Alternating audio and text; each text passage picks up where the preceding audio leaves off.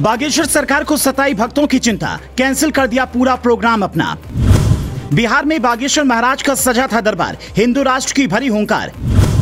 पंडित धीरेन्द्र शास्त्री की हिंदू राष्ट्र की पुकार, मंच से विरोधियों को ललकार। लालू यादव की बेटी रोहिणी ने भी दरबार में लगाई पर्ची, तेज प्रताप की जारी मनमर्जी। बाबा बागेश्वर सरकार का दरबार इन दिनों बिहार के पटना में लगा हुआ है, जहां बाबा ने फिर से एक बार हिंदू राष्ट्र की हुंकार भरी। बाबा के चाहने वालों की इतनी भीड़ हो गई कि उन्हें काबू पाना भी आसान नहीं था। बाबा के दरबार में बीजेपी नेताओं का भी जमघट लगा हुआ था। इतना ही नहीं, उन्होंने तो पंडित धीरेन्द्र शास्त्री की आरती भी उतारी, लेकिन तेज गर्मी की वजह से बाबा ने पटना में दिव्य दरबार का आयोजन स्थगित कर दिया। लोगों के बिगड़ते हालत को देखकर यह फैसला लिया गया। कथा के दूसरे दिन गर्मी की वजह से अचानक लोगों की तबीयत बिगड़ गई, कई लोग बेहोश हो गए। इस घटना के बाद बाबा बागेश्वर ने फेसबुक पर लाइव आकर वीडियो जारी किया और कम संख्या में लोगों से आने की अपील की।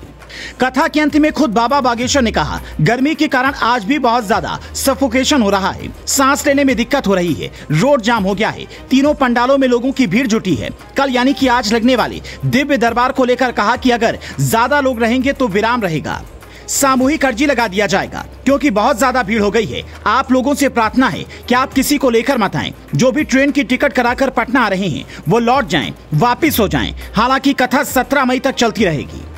जानकारी के लिए बता दें कि रविवार को नौबतपुर के तरेतपाली गांव में आयोजित हनुमत कथा के दौरान 15 लोगों की तबीयत अचानक बिगड़ गई। बताया गया कि श्रद्धालुओं की भारी भीड़ और गर्मी के कारण लोगों को सांस लेने में दिक्कत हो रही थी। किसी तरह की कोई अनहोनी न हो, इसको देखते हुए पंडित धीरेन्द्र शास्त्री ने बीच में ही हनुमत कथा को समाप्त कर दिया। वहीं इससे पहले आम लोगों के साथ लालू यादव की बेटी रोहिणी आचार्य ने भी बाबा के दरबार में अपनी पर्ची लगाई। रोहिणी ने सिंगापुर से ही ट्विटर के माध्यम से बाबा से एक जरूरी मांग की। रोहिणी आचार्य ने बागेश्वर दरबार में जो खुली पर्ची दाखिल की है उसमें उन्होंने अपने या फिर लालू परिवार के लिए कुछ नहीं मांगा।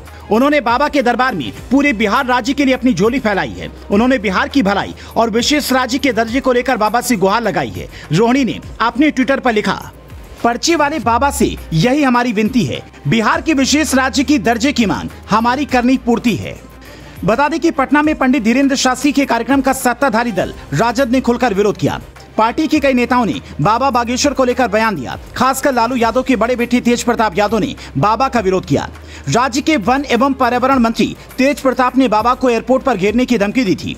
वहीं राजद प्रदेश अध्यक्ष जगदानंद सिंह ने बाबा को जेल भेजने की मांग कर दी थी। इसके साथ ही कई अन्य नेताओं ने भी कई तरह की टिप्पणी की। जब बाबा पहली बार पटना पहुंचे तो आरजेडी नेता तेज प्रताप यादव के विरोध के दावे के बावजूद बिहार के हजारों लोगों ने उनका जोरदार स्वागत किया। एयरपोर्ट से लेकर मंच तक बाबा बागेश्वर की अगवानी के लिए बीजेपी नेताओं की लाइन लग गई। पार्टी के सांसद मनोज तिवारी गाड़ी ड्राइव करते हुए उन्हें लेकर होटल तक पहुंचे। धीरेन्द्र कृष्ण के हनुमत कथा को सुनने के लिए हजारों लोग पहुंचे। जब वे मंच पर पहुंचे तो बीजेपी के बड़े बड़े नेताओं और मोदी सरकार के मंत्रियों ने उनकी आरती उतारी। केंद्रीय मंत्री गिरिराज सिंह, अश्विनी चौबे, बीजेपी बिहार के अध्यक्ष सम्राट चौधरी और पूर्व केंद्रीय मंत्री रविशंकर प्रसाद ने लाइन में लगकर धीरेन्द्र कृष्ण की आरती उतारी।